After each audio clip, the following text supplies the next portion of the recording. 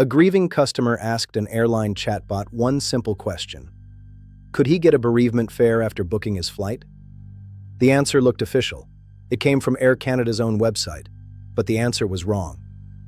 Months later, that chatbot response became evidence in a legal dispute, and the airline was ordered to pay. This is not just a story about a chatbot.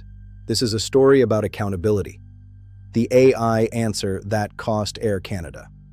When a chatbot speaks for your company, who pays for the mistake?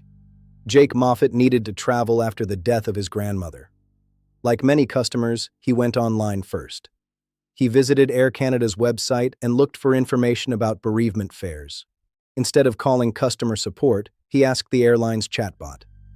The chatbot told him he could book first. It said he could apply for a bereavement fare afterward within 90 days. In that moment, the answer mattered. The customer trusted the system in front of him, so he booked the flight. Later, he submitted the refund request. Air Canada denied it. The reason was simple. Air Canada's actual policy said bereavement consideration did not apply after travel had already been completed.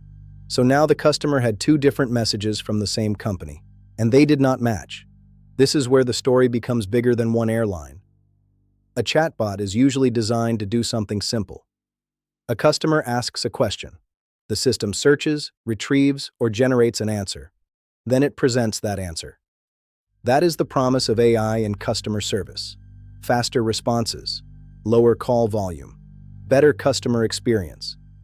But there is a hidden risk. A chatbot can sound confident, even when the answer is incomplete, outdated, or wrong. But we need to be precise. The public record confirms that Air Canada's chatbot gave misleading information. It does not fully prove the exact technical mechanism. The problem was a governance failure. After Air Canada denied the refund, Moffat continued pursuing the issue. He provided evidence of the response. The dispute went before the British Columbia Civil Resolution Tribunal. The core question was responsibility. Air Canada argued they shouldn't be liable. The tribunal rejected that. The chatbot was part of their website. They found Air Canada liable for negligent misrepresentation and ordered them to pay damages, interest, and fees. The legal bill was small. The business lesson was not. This case became a warning sign for every company. Because customer-facing AI doesn't just answer questions, it represents the company and affects decisions. It may answer about medical benefits, banking fees, or legal terms. That means companies need strict controls. First, AI governance. Who owns the chatbot? Who approves the answers? What policy documents does it rely on? Second, human review for high-risk questions. And third, continuous monitoring. AI is not a one-time launch. It needs testing, audit logs, and transcript review. If you cannot monitor it, be careful letting it speak. The Air Canada case is not only about travel. It points to a bigger enterprise AI pattern. Companies are moving fast.